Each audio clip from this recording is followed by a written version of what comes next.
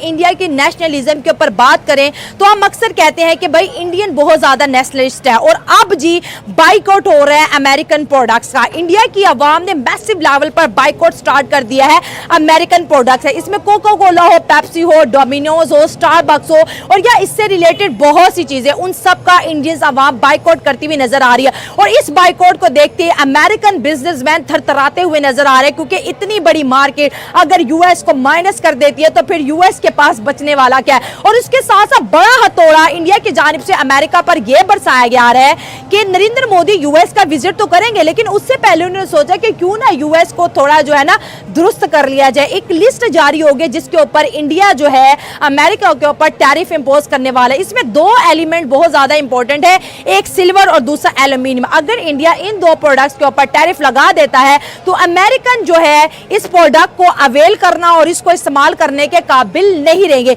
इस वक्त टैरिफ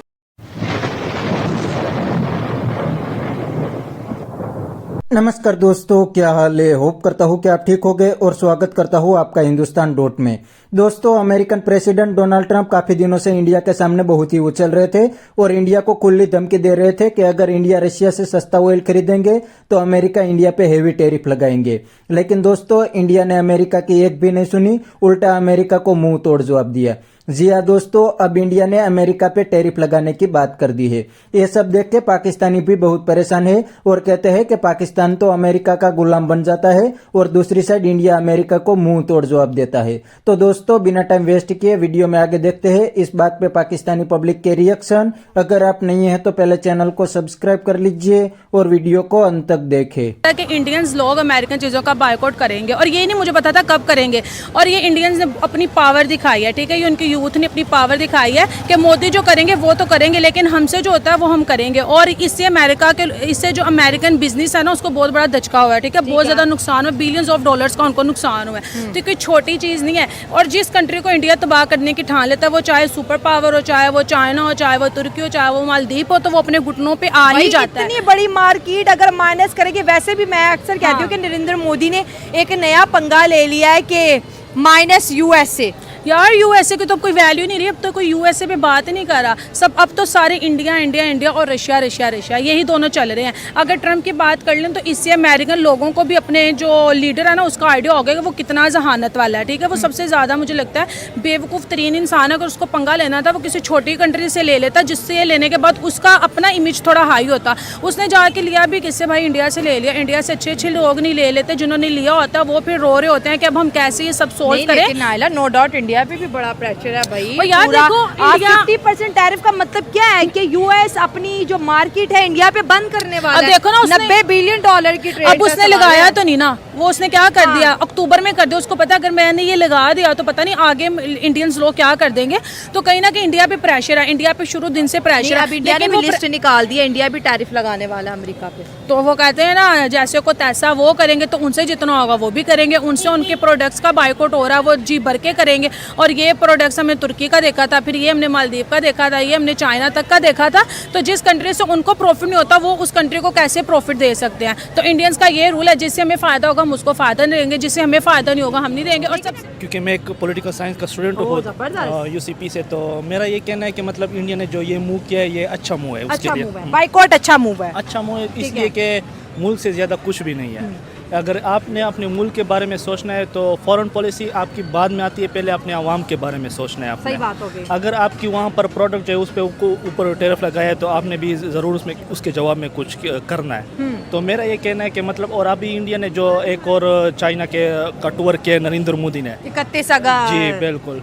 तो इस तरह के अब चाइना और इंडिया जो है वो अब ये कोशिश कर रहा है कि हम चाइना और रूस के नज़दीक आ जाए। जी बिल्कुल। हाँ, क्योंकि अभी सुपर पावर का जो है अमेरिका, लेकिन मुझे ऐसा लग रहा है कि फ्यूचर में चाइना और रशिया ही सुपर पावर होंगे इनमें से। और फिर एशिया में इस तरह है कि अगर ये चाइना के साथ ताल्लुकात बढ़ते हैं, ट्रेड ज़्यादा हो जाती है, तो उसमें जो टैक्सीज वगैरह है, जो ट्रांसपोर्ट का इशू है, क्योंकि अमेरिका बहुत दूर है हमसे, तो वो भी मसला नहीं होगा, तो ये इंडिया का एक अच्छा ठीक मूव है, है। लेकिन जो इंडियन पब्लिक बायकॉट करिए, नरेंद्र मोदी ने तो नहीं बोला कि भाई हम इंडिया जो है अमेरिकन प्रोडक्ट्स का बायकॉट करेगा। ये तो इंडिया के जो नेशनलिज्म की हम बात करते हैं, यूनिटी की बात करते हैं, प्राउड इंडियंस की बात करते हैं, भाई ये मामला हमने टर्की के मामले में देखा। जब टर्की ने ऑपरेशन सिंदूर जब इंडिया ने किया, टर्की ने हमें सपोर्ट किया, तो इंडिया ने टर्की की तमाम प्रोडक्ट्स अपनी इतनी बड़ी मार्केट से निकाल दी, चाय, कॉफ़ी, बिस्किट, हर चीज़, इवन के एजुकेशनल MOUs भी टर्की के साथ कैंसिल कर दिए। और ये भी इंडियंस ने खुद किया, गवर्नमेंट ने नहीं बोला। और अब सेम प्रेशर जो है अमेरिका के इन्वेस्टर्स पे हो रहा है। US के इन्वेस्टर इस वक्त घबराए हुए हैं कि भाई हमारी जो सेल है इंडिया की इतनी बड़ी मार्केट में कम हो रही है, क्योंकि पब्लिक अब मेड इन US की तरफ नहीं जा रही, उनकी तमाम प्रोडक्ट्स का बाइकआउट करे। तो ये नेशनलिज्म इंडिया के अंदर कहाँ से आया और इसको किस लेवल पे आप देखते हैं? मैं तो ये सोच रहा हूँ कि मतलब जो इंडियन जो अवाम है, जो पीपल है, उसने ये जो नेशनलिज्म दिखाया है ना, ये एक इसमें एक पॉलिटिकल शऊर आया हुआ है।